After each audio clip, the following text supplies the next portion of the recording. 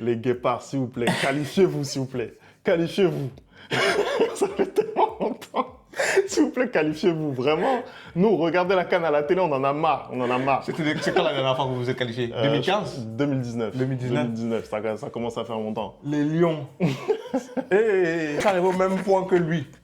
Pardon, ne mettez pas la honte sur nous. Pardon, qualifiez-vous. Pour la CAN, pardon. Je sais que je dis tous les jours que je ne veux pas que vous vous qualifiez. Je veux qu'on vous suspende. Mais pardon, ne mettez pas la honte sur nous. Déjà qu'on est allé en Côte d'Ivoire, on a mis la honte sur nous, on levait la honte sur nous en 2025. 2025, normalement, on doit gagner. C'est-à-dire que notre femme a gagné, maintenant c'est le mari qui doit gagner. Générique, c'est parti.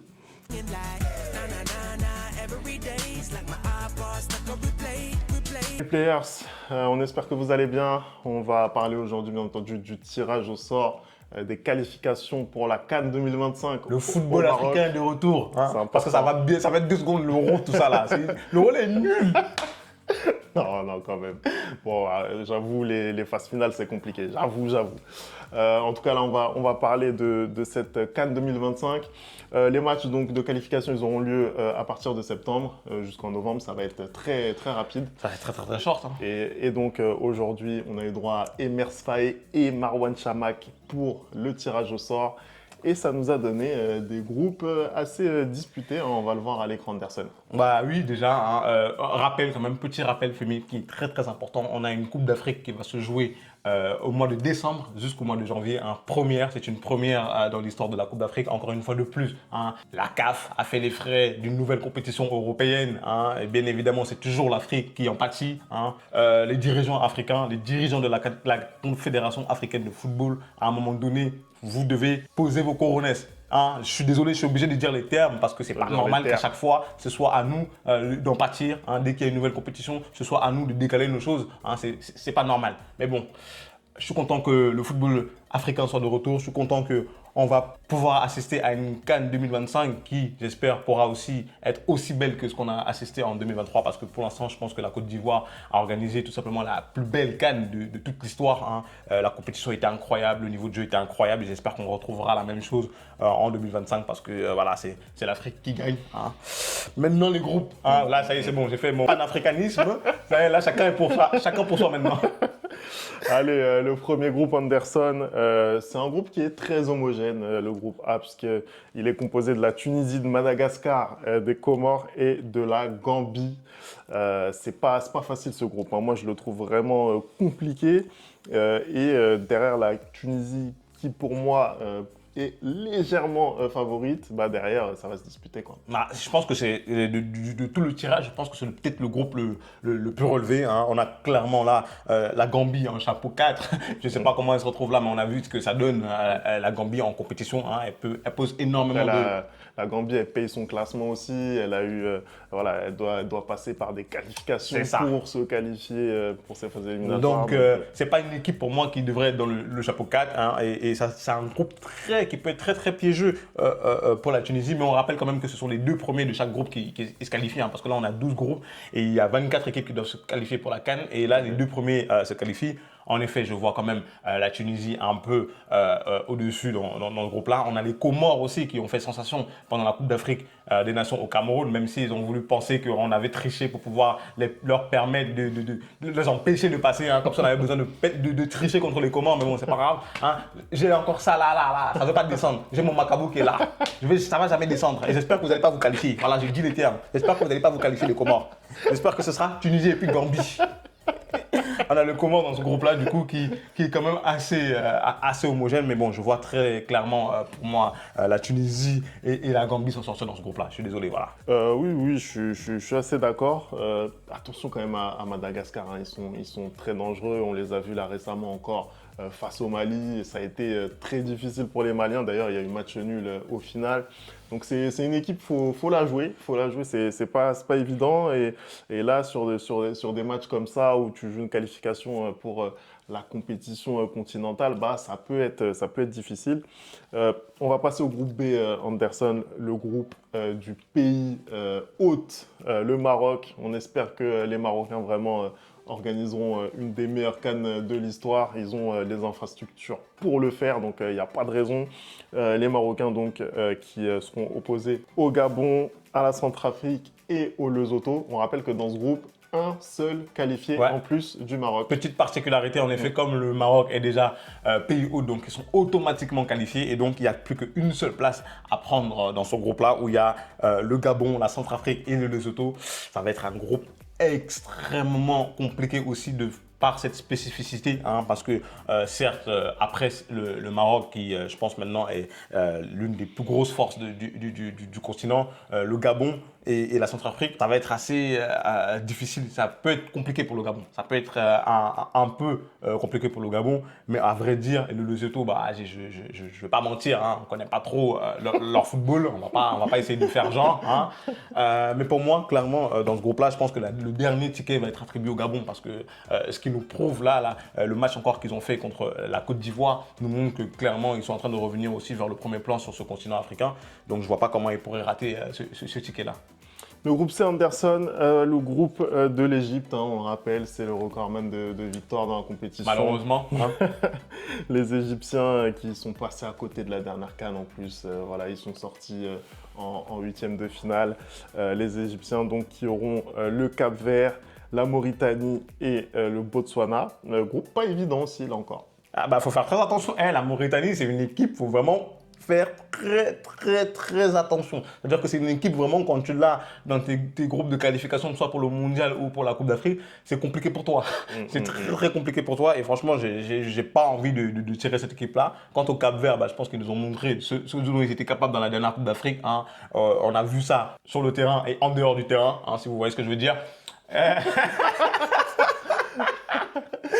Franchement, une équipe incroyablement joueuse, hein, une équipe qui a prouvé pendant cette Coupe d'Afrique que voilà, ils se faisaient plaisir sur le terrain et qui sont allés en quart de finale, c'est ça? Jusqu'en quart de finale? Ouais, c'est ça. Non, jusqu'en quart de finale, le Cap-Vert vraiment qui a développé un football impressionnant. Le Cap-Vert qui était déjà en éliminatoire dans la dernière qui avait déjà joué avec le Cameroun et pareil, il m'avait fait très peur. Donc là, je vois quand même, moi personnellement, je vois quand même l'Égypte et le Cap-Vert s'en sortir dans cette poule-là. Ouais, c'est vrai que clairement l'Égypte et le Cap-Vert, ils ont une longueur d'avance pour moi. C'est les plus expérimentés de ce groupe. La Mauritanie quand même qui est allée chercher un premier huitième de finale dans son histoire. Ils ont sorti l'Algérie, c'était incroyable dans cette CAN. Un groupe relevé. Un groupe assez relevé, on les pensait pas capables de sortir et pourtant ils l'ont fait, ils se sont qualifiés, donc bravo à eux. Ça va être compliqué là honnêtement pour aller en CAN face au Cap-Vert et face à l'Égypte, mais ils vont apporter je pense de la compétition dans ce groupe. C'est ce qui est fou avec le football africain. C'est ça qui est fou, les places sont pas garanties. On passe au groupe D. Anderson. Le groupe des Guépards, donc avec le Nigeria qui était tête de série dans ce groupe, le Bénin, donc la Libye et le Rwanda. Moi, je suis content du groupe. Je vais pas te mentir, je suis content du groupe. J'ai l'impression que enfin, on va pouvoir reprendre notre destin en main. Enfin, on va pouvoir regoûter aux joutes continentales. Enfin. Je pense que tu me le disais juste avant, c'est un groupe qui est assez similaire au groupe de qualification pour la Coupe du Monde que vous avez. Hein, et vous êtes pour l'instant pas mal dans ce groupe de qualification de la Coupe du Monde. Et donc, du coup, là, tu rajoutes la Libye hein, dans ce groupe-là. La Libye qui est avec nous, pour le coup, avec le Cameroun pour la qualification de la Coupe du Monde, qui est très dangereuse aussi à jouer. Mais c'est vrai que quand je regarde le groupe D, le Nigeria est certes tête de série, mais avec les derniers résultats qu'on voit du Nigeria, pour moi, elle ne fait pas office de favori, comment dire, de manière irréfutable dans ce groupe-là. C'est-à-dire que vraiment, tout est joué parce que les dernières prestations du Nigeria, quand je regarde le niveau des autres équipes, à savoir le Bénin, qu'on avait joué contre la Côte d'Ivoire, notamment quand on s'est déplacé, la Libye ou encore même le Rwanda, pour moi, le Nigeria ne m'apparaît pas non plus comme une puissance qui va totalement écraser le groupe. Et en plus, le Nigeria n'a toujours pas de sélectionneur fixe, hein, un sélectionneur en intérim. Hein, ils ont fait pas mal de changements dans leur effectif, donc à voir.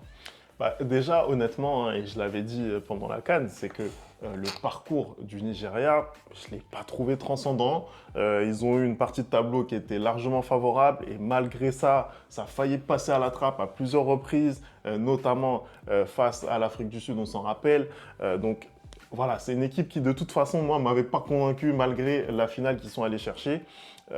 Après, tu as parlé du contexte dans lequel il se trouve actuellement. Il y a eu donc ce match et cette défaite face au Bénin, un match qu'ils auraient quand même mérité de gagner, on ne va pas se mentir.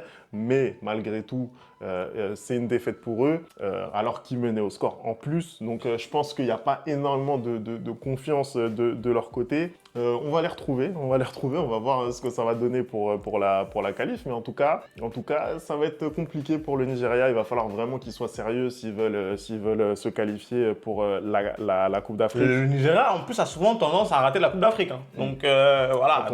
Attention à eux, les vainqueurs en 2013. Allez, on va passer au groupe E.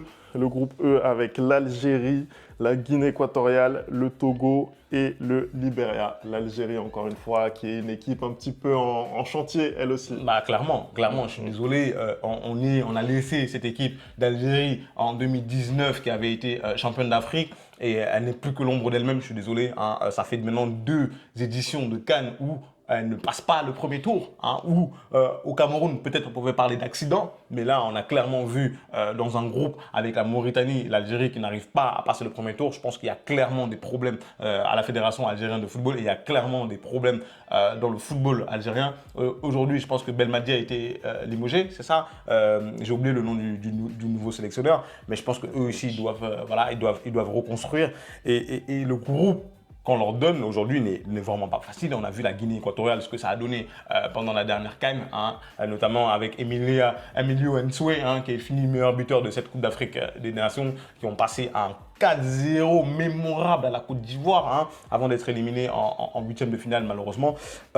Le Togo aussi, qui ne va pas être facile à jouer. Donc je pense que si, au même titre que le Nigeria, l'Algérie ne négocie pas ce groupe-là avec du sérieux, elle peut passer à la trappe. Ça va quand même être très difficile pour moi parce que même s'ils ne sont pas premiers, peut-être qu'ils seront deuxièmes dans ce groupe-là. Je vois mal l'Algérie ne pas se qualifier dans ce groupe, mais elle doit faire très très attention. Et je pense que là aujourd'hui, l'Algérie est en quête d'aller reconquérir une place parmi le gratin du football africain. Allez, le groupe suivant, c'est le groupe F. Anderson avec le Ghana, l'Angola de notre frère FMK Iso, on ne t'oublie pas, frère, le Soudan et le Niger. Là aussi, un groupe, bon, je pense qu'il est scindé en deux. Voilà, le groupe est clairement scindé en deux. Et moi, j'ai même pas envie qu'on parle de ça. Là, clairement, Ghana, Angola, allez, on passe à autre chose. Même si le Ghana, ils sont pas en forme, moi, je vois pas comment les deux autres, ils vont pouvoir venir les inquiéter. Ouais, en fait, c'est ça. Je pense que clairement, là, si le Ghana et l'Angola ne se qualifient pas là-dessus, alors là, vraiment, c'est qu'il y a. C'est peut-être que c'est FMK XO qui joue sur le terrain. Après, bon, on n'est pas une surprise près, on va pas vendre la peau de l'ours, mais en tout cas, c'est la logique. Le groupe G, Anderson, le groupe G avec... Le groupe du champion d'Afrique. Voilà, exactement.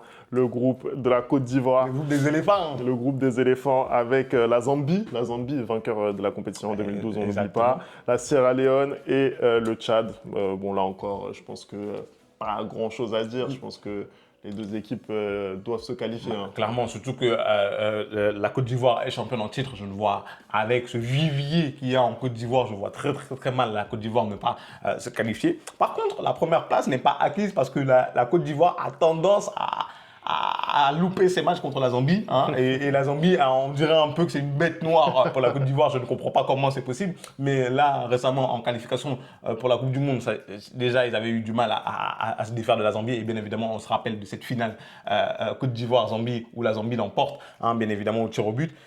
Donc, ça va être peut-être difficile pour la première place, même si je ne pense pas, parce que vraiment aujourd'hui, l'effectif ivoirien, il est tellement immense, hein, le vivier, il est tellement immense, on a un entraîneur qui est en place, tout est rodé vraiment pour que cette équipe aille encore et être parmi les favoris pour la Coupe du Monde, la Coupe d'Afrique 2025. Donc je ne vois pas ce qui pourrait arriver aux éléphants. Donc je dis Côte d'Ivoire et Zambie et allez. Allez, le groupe H avec la République démocratique du Congo, demi-finaliste de la dernière CAN, avec la Guinée. La Guinée aussi, qui a le Civi national, qui a fait une bonne compétition aussi, qui sort en quart de finale. Ils ont passé pour la première fois un match à élimination directe. Donc c'est une bonne CAN hein, pour les hommes de Kaba Diawara. On a la Tanzanie et l'Éthiopie pour conclure ce groupe. Là aussi, je pense qu'il n'y a pas trop de surprises. Hein. Clairement, un groupe scindé en deux. Si on regarde les derniers résultats à la CAN du Congo, de la République démocratique du Congo, pardon, et de la Guinée, pour moi, ils sont clairement favoris dans ce groupe-là. Les deux équipes nous ont montré de très très belles choses hein, pendant la CAN, surtout le Congo. Pour ma part, j'ai été vraiment surpris parce que ça faisait des années quand même qu'ils n'avaient pas retrouvé ce niveau de jeu-là. Ils m'ont vraiment impressionné pendant la Coupe d'Afrique des Nations. Malheureusement, ils sont tombés sur l'éléphant en charge. Hein. Donc, c'était difficile de l'arrêter. Pareil pour la Guinée qui a été dans un groupe avec le Sénégal et le Cameroun et qui a réussi à sortir de ce groupe-là en meilleur troisième et qui a fait le parcours qu'on connaît. Hein. Le CD national est enfin de retour aussi parmi les grandes équipes africaines. Sorti par la RDC d'ailleurs. Oui, d'ailleurs, sorti par la RDC d'ailleurs. Et moi, je les vois très bien passer cette qualification haut la main. Voilà. Groupe I, Anderson, avec le Mali. Le Mali qui est dans des tourments en ce moment. On va faire une vidéo là-dessus d'ailleurs. Demain, il y a une vidéo qui sort sur le Mali. Parce que là, ce qui se passe, c'est incroyable. Je ne sais pas comment on peut s'auto-mettre dans la sauce. Je ne comprends pas. Mali, la Fédération malienne de football fait qu'à foot, même combat. On est ensemble. Le Mali, donc, qui se retrouve dans un groupe avec le Mozambique, la Guinée-Bissau et Eswatini. Anderson. Un groupe, franchement, qui pour moi va se jouer parmi les trois premières équipes, hein, à savoir entre le Mali, le Mozambique et la Guinée-Bissau. Parce que la Guinée-Bissau aussi qui a été présente à la CAN, Mozambique et le Mali. Le Mali en ce moment c'est très compliqué. Hein, les qualifications vraiment pour la Coupe du Monde, c'est très mal parti. Je crois qu'ils sont quatrièmes dans leur groupe. Hein. Ils négocient mal les matchs, ils ont viré leur sélectionneur. Hein. On a tous les problèmes qu'on connaît à la Fédération malienne de football. Voilà, je fais des lapsus révélateurs. Fédération camerounaise, Fédération malienne, je ne sais même plus qui est qui. Parce que c'est les mêmes fédérations, les mêmes gens qui veulent plonger notre football plus bas que terre. Mais vas-y, je ne vais pas parler. Hein, donc, je ne sais pas vraiment comment ils vont aborder ces matchs de qualification. Après, on a le temps de voir venir. Hein, c'est en septembre, octobre et puis novembre les matchs. Mais ouais, je vois quand même, malgré tout, le Mali être première de ce groupe-là. Maintenant, le deuxième entre le Mozambique et la Guinée-Bissau. Vraiment, je ne sais pas. Franchement, Femi, je ne sais pas. Ça va être serré, je pense, entre les deux nations, entre le Mozambique, la Guinée-Bissau. La Guinée-Bissau, bon, pour qui ça a été quand même compliqué lors de la CAN. Le Mozambique qui s'est lui qualifié, d'ailleurs face au Bénin, on s'en rappelle, ils ont mis en difficulté aussi énormément les Égyptiens, on se rappelle aussi donc de l'égalisation très tardive de Mo Salah sur penalty, ils ont vraiment été bons je trouve. C'est une équipe joueuse le Mozambique, donc attention à eux.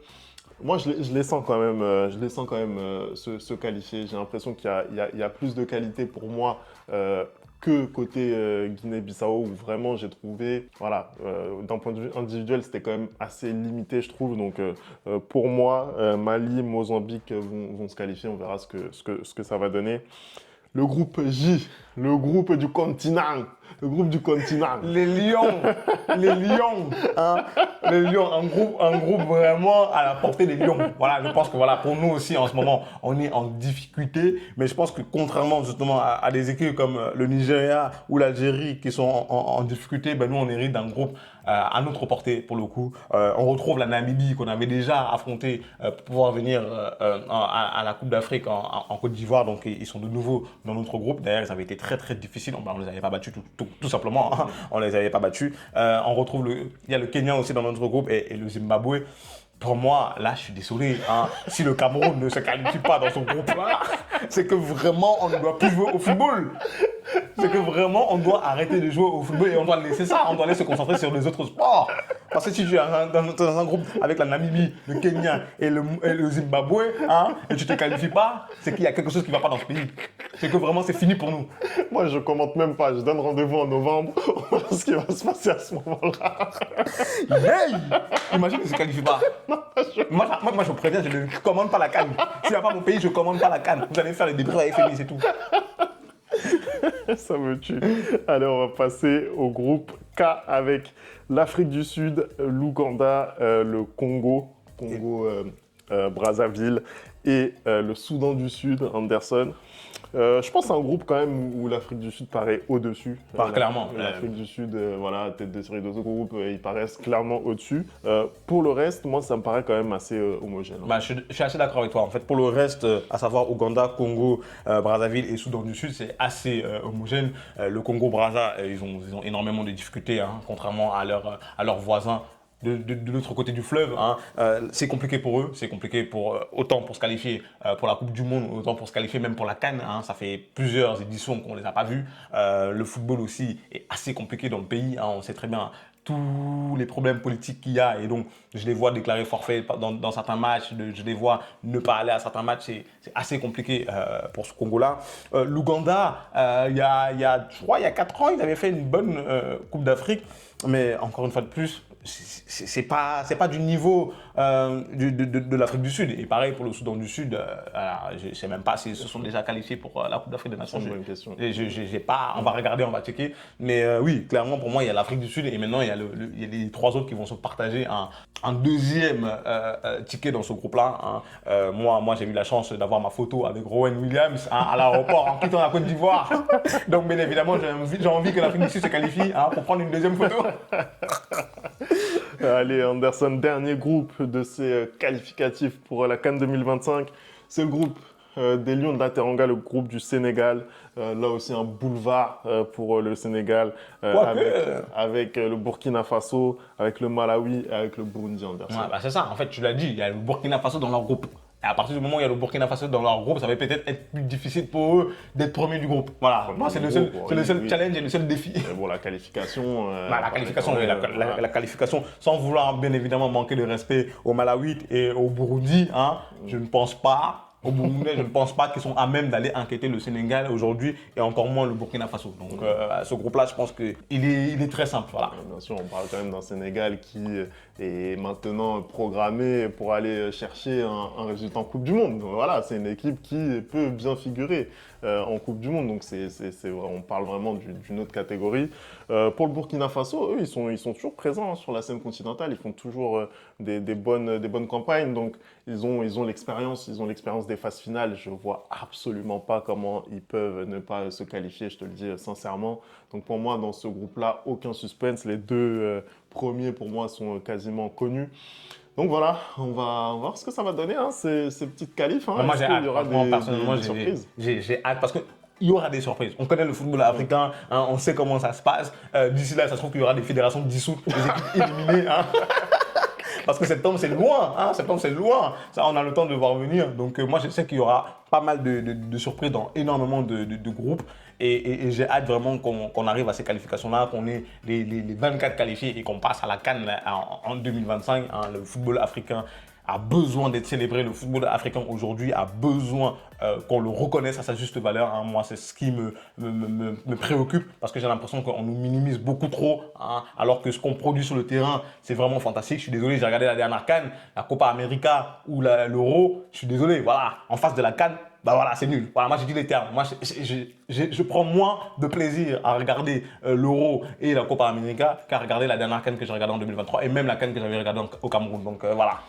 Les termes sont dits, Hugo, hein, les termes sont dits. Merci à vous d'avoir regardé la vidéo. On n'oublie pas les bonnes habitudes, @le replay foot. Et nous, on se retrouve très vite pour une nouvelle vidéo. Ciao.